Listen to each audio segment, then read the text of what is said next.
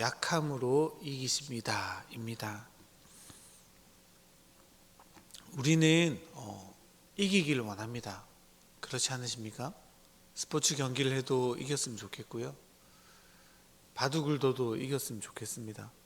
그리고 우리가 하는 말들이 언제나 다른 사람들의 말보다 우위에 서기를 원합니다. 우리의 삶 속에서 우리는 이기기를 간절히 소망하는데요. 그래서 우리는 점점 강해지려고 하는 우리를 발견하게 됩니다. 사람들을 설득하기 위해서 좀 더 강하게 말할 필요가 있다고 생각합니다. 세상 속에서 승리를 쟁취하기 위해서는 스스로 강해질 필요가 있다라고 여깁니다. 그래서 우리는요, 날마다 강해지는 연습들을, 강해지는 방법들을 공부하곤 합니다. 그런데 주님께서 오늘 본문에서 승리를 향해 나아가시는, 완전히 이겨가시는 과정은요, 우리가 추구하는 방식과는 많이 다른 것 같습니다. 주님은 너무 나약해 보이고 무기력해 보입니다. 그 강자들 사이에서 굴복하는 모습처럼 보여집니다.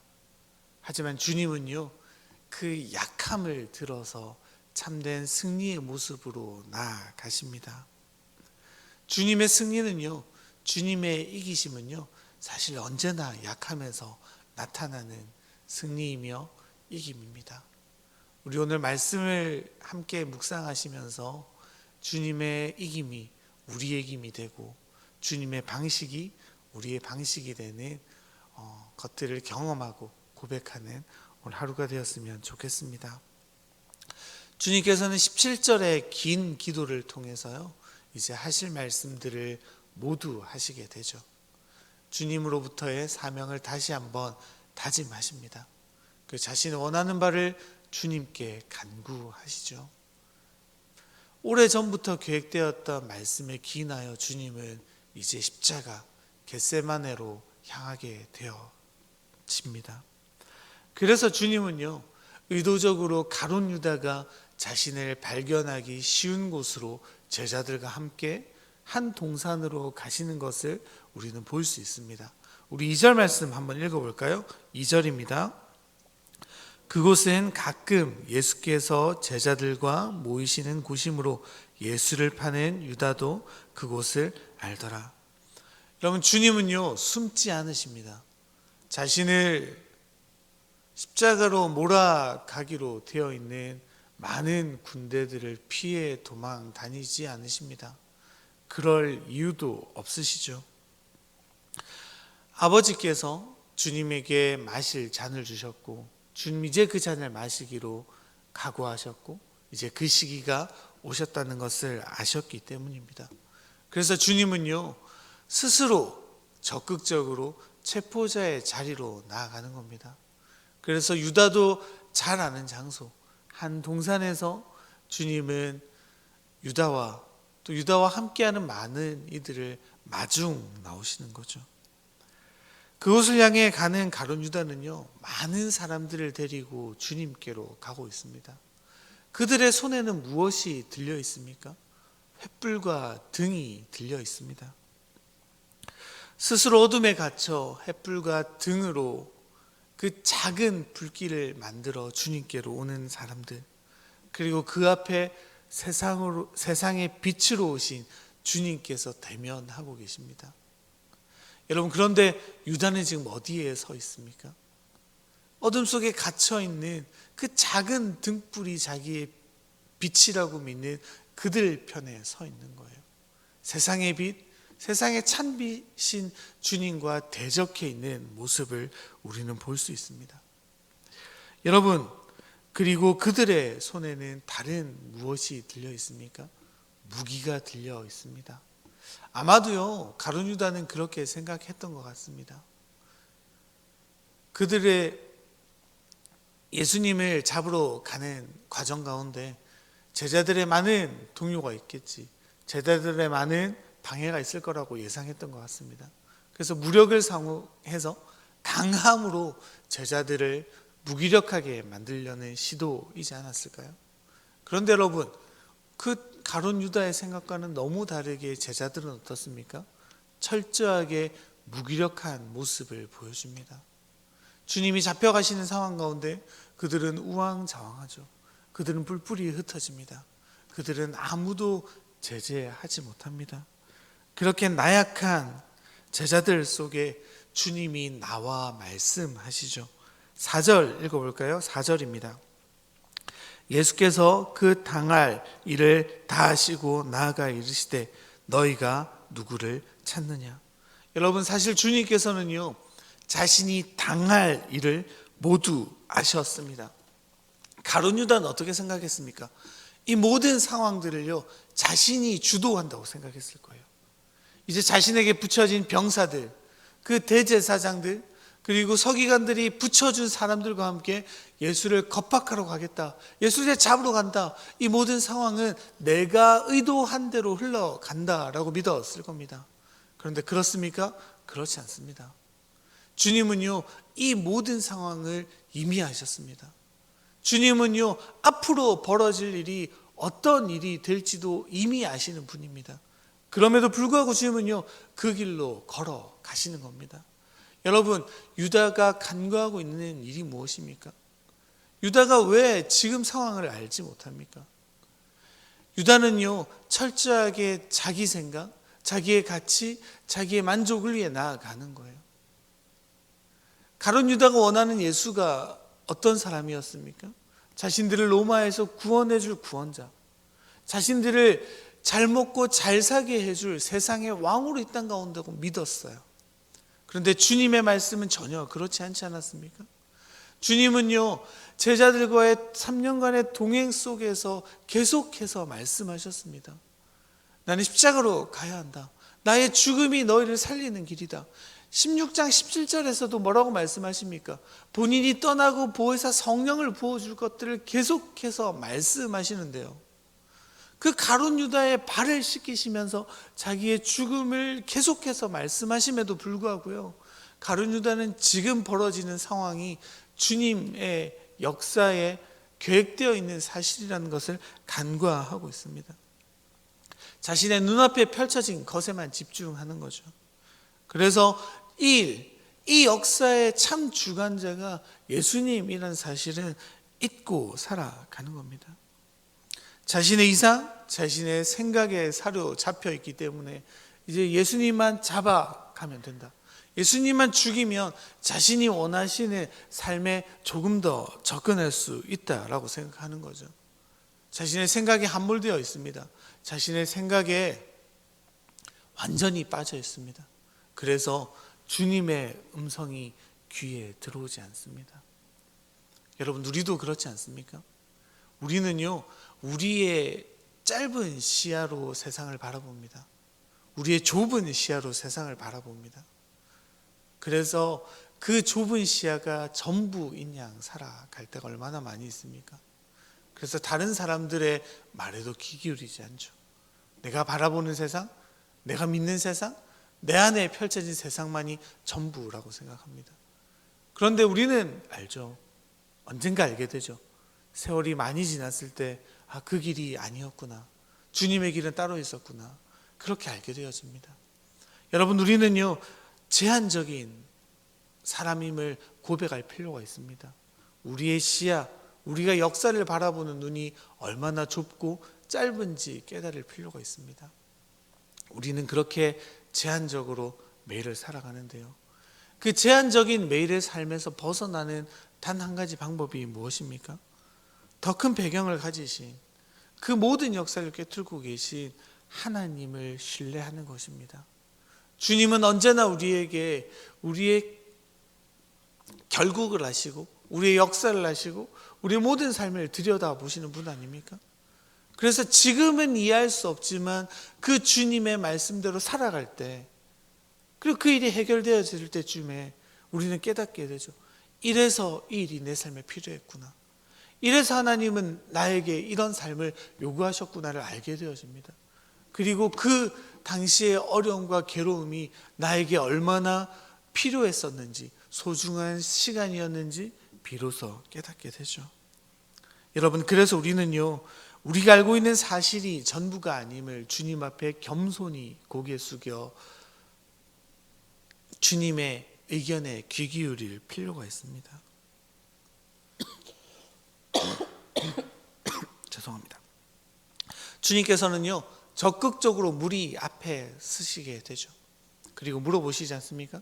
너희가 누구를 찾느냐? 그들의 질문은 대답은 어떻습니까? 나사렛 예수를 찾는다라고 말하죠. 주님은 그들의 질문에 뭐라고 대답하십니까? 내가 그니라. 여러분, 주님께서는요, 요한복음에서 내가 누구누구이다 라고 계속해서 말씀하십니다. 7번에 걸쳐서 주님은 말씀하시죠. 부활이며 생명이신 분, 양의 문이신 분, 떡으로 오신 분, 목자로 오신 분, 포도나무로 오신 분, 내가 누구인지 주님은 계속해서 요한복음 속에서 말씀하십니다. 그리고 주님은요, 이제 자신을 완전히 드러내기를 원하시는 거예요. 내가 그니라. 내가 그니라. 여러분, 그 말을 들은 많은 사람들의 반응은 어떻습니까? 어두운 가운데 그들은 서로의 발에 걸려 주님의 선언 속에, 두려움 속에 엎어지는 것들을 우리는 볼 수 있습니다. 여러분, 구약의 하나님을 뵌 사람들의 모습과 비슷하지 않습니까? 사람들의 그 영광 속에 엎드려지는 사람들.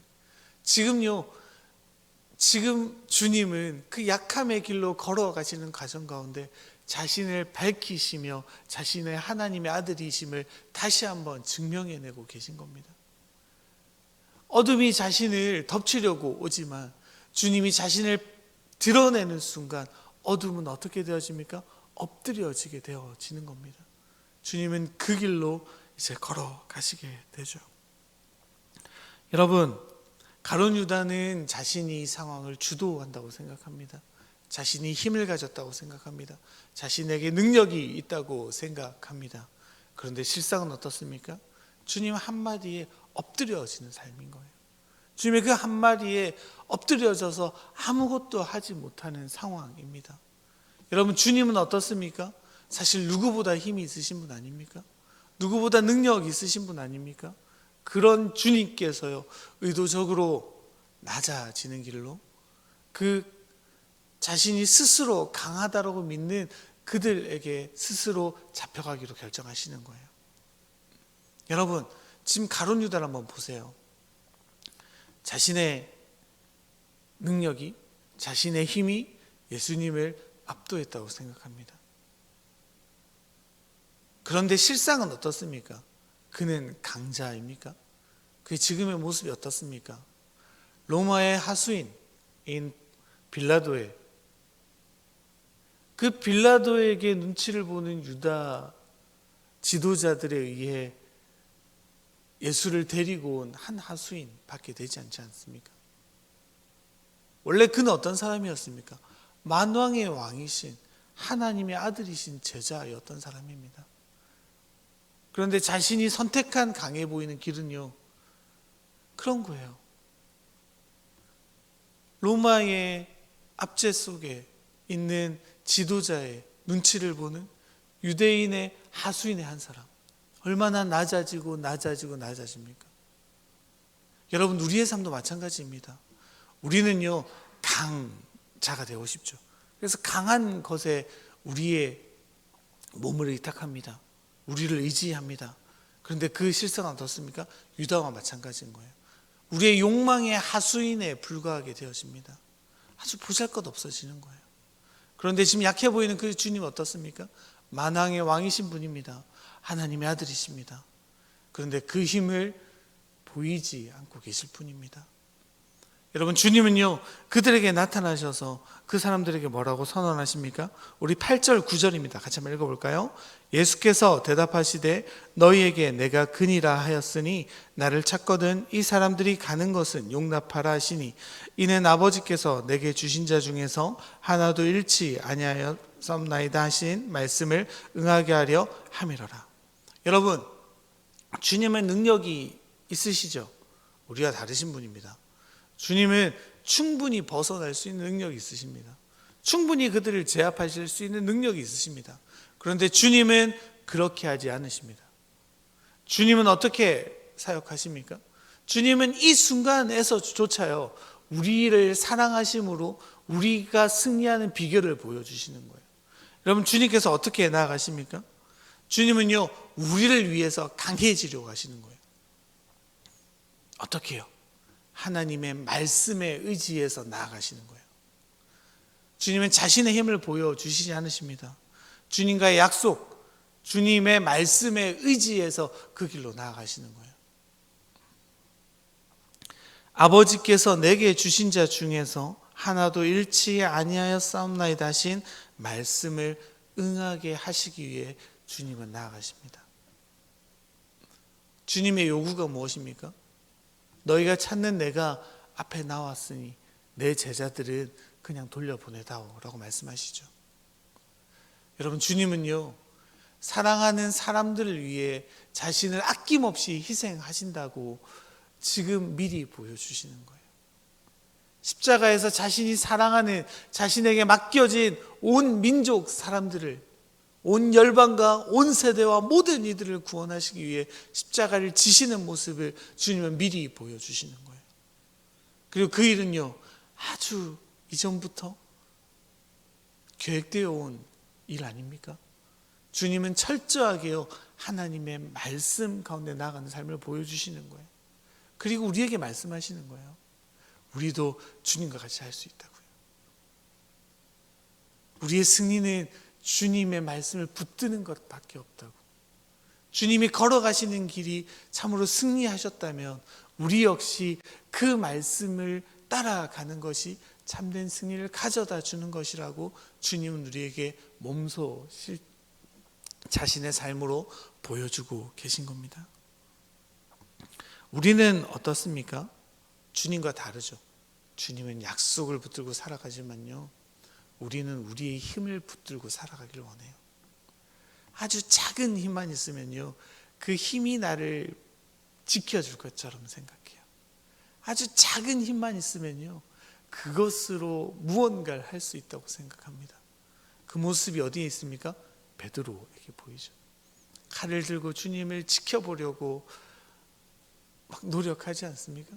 사람이 가진 최선, 자신이 가진 최고의 충성으로 주님 앞에 보여주려고 하는 거예요. 자신이 주님 앞에 했던 호언장담했던 그 말을 한번 지켜보겠다고 칼을 들고 병사들을 가로막는데, 여러분, 주님이 어떻게 하십니까? 11절 마지막인데요, 우리 마지막으로 읽고 마무리하겠습니다. 예수께서 베드로더러 이르시되 칼을 칼집에 꽂으라. 아버지께서 주신 잔을 내가 마시지 아니하겠느냐 하시니라. 베드로의 노력은 또 한 번 주님을 십자가 길로 가로막는 행위로 그쳐버리죠. 여러분, 자기의 힘을 믿는 자들의 한계가 이렇습니다. 자기가 강하려고 하는 자들의 한계가 이런 겁니다. 오히려 주님의 원하시는 바, 아버지의 길을 가로막는 행동이죠. 여러분, 우리는 상황적으로 수세에 몰린 것 같은 상황들을 자주 경험합니다. 세상 속에서 살아갈 때마다 우리는 어렵고 힘든 상황 속에 자주 처합니다. 그래서 우리는 때로 세상의 방식으로 세상을 이기고 싶은 욕망에 쌓이기도 합니다. 나도 똑같이 강해져야지, 나도 똑같이 행동해야지 저들에게 나의 이김을 증명할 수 있는 것처럼 보입니다. 그런데 주님은 우리에게 전혀 다른 길을 제시하십니다. 약해 보이고 무기력해 보이지만 하나님의 약속, 하나님의 말씀에 붙들려 살아가는 삶이 어떤 것인지 우리에게 보여주십니다. 주님은 그렇게 하나님의 약속에 붙들려서 십자가로 걸어가십니다. 그런데 우리가 잘 알고 있지 않습니까? 그 길은 지금 한없이 약해 보이지만 우리를 죄와 사망에서 완전히 해방하는 완벽한 승리로 주님은 우리에게 보여주십니다. 우리도 세상 속에서 약해 보이는 삶일지 모르지만 역사의 통치자이신 하나님의 약속을 붙들고 살아갈 때 결국 그 길이 유일하게 승리하는 길임을 깨닫고 세상 가운데 주님의 약속을 붙들고 살아가시는, 그러므로 참된 승리를 경험하시는 안락의 성도님들 되시기를 간절히 바랍니다. 아멘.